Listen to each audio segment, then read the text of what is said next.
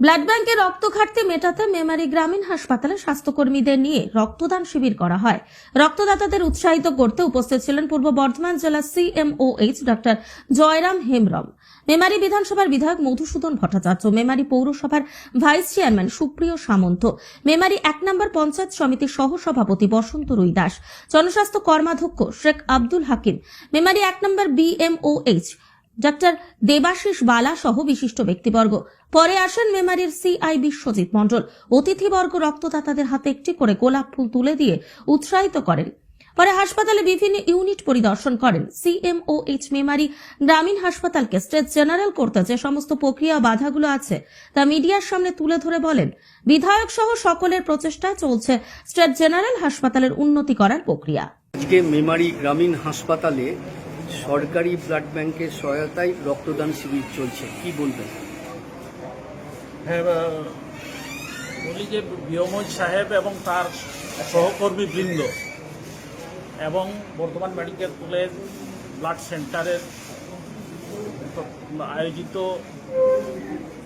যে আজকের অনুষ্ঠান ব্লাড ডোনেশন ক্যাম্প অর্গানাইজ করেছে, সেই অর্গানাইজ ক্যাম্পে আমাদের বিয়মজ সাহেব ইনভাইট করেছিলেন। আপনারা জানেন যে আমাদের দৈনন্দিন জীবনে রক্তের প্রচুর দরকার হয় বিভিন্ন কারণে, এমনি থ্যালাসেমিয়া আছে, আর অন্যান্য ডিজিজ আছে, তারপরে রোড ট্রাফিক অ্যাক্সিডেন্ট আছে। এই সময়ে রক্তের চাহিদাও বেশি, কারণ সব জায়গায় সেইভাবে যেহেতু একটা 2 মাস ধরে একটা বিশাল একটা বৃষ্টি চলেছে, যার জন্য সেইভাবে হয়তো সবাই ব্লাড ডোনেশনকে অর্গানাইজ করতে পারেনি। সেই কারণে কিন্তু ব্লাডের একটা সংকট আছে। সেই কারণেই আমরা সবাইকে বিয়মজদের বা সুপারদেরও নির্দেশ দেওয়া আছে যে সেই রকম যদি অসুবিধা হয় তারা নিজেরাই একটা ব্লাড ডোনেশন ক্যাম্প অর্গানাইজ করবে।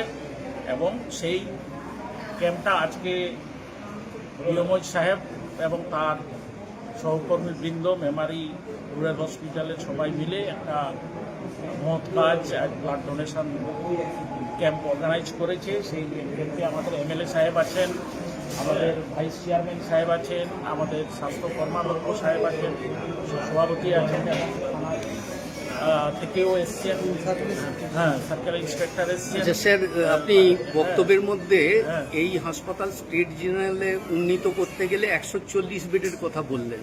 অলরেডি তো 100 বেডের একটা নতুন বিল্ডিং হয়েছে এবং পুরাতন বিল্ডিংয়ে তো 40 বেড আছে, তাহলে সেটাকে সংযুক্ত করে কি 140 বেড দেখানো যায় না? ওই একটা বেড আমাদের অ্যাডিশনাল 100 বেড ভরা আছে, কিন্তু সেইটা CRP2 ফান্ড মানে কোভিড রেসপন্স এমার্জেন্সি ফান্ড থেকে করা হয়েছিল। কিন্তু আমাদের এখনও মেমারি হসপিটালের স্যাংশন কিন্তু 60 বেড আমার বিল্ডিং হয়ে আছে, কিন্তু আমি ওই 100 বেডের বিল্ডিংয়ের স্যাংশন কিন্তু HR যেটা নিয়ম মেনে হয়, যেটা ক্যাবিনেট অ্যাপ্রুভাল হতে হয়, কিন্তু সেটা কিন্তু এখনো হয়নি।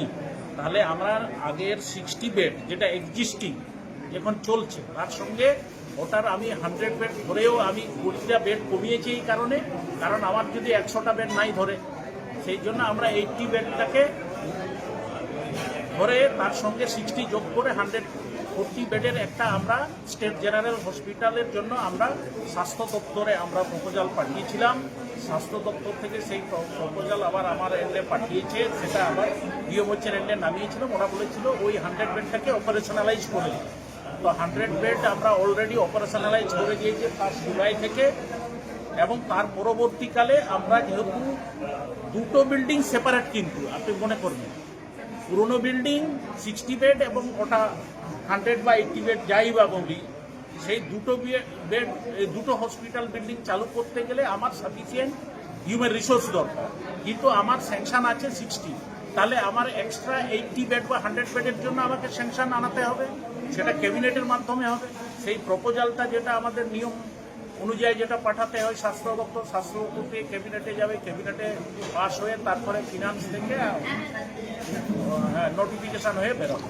সেই অনুযায়ী তবেই আমরা কিন্তু ওই পুরোটা ভালোভাবে চালাতে পারবো, কিন্তু নাহলে ইনসাফিসিয়েন্ট মানে কম লোক দিয়ে এত।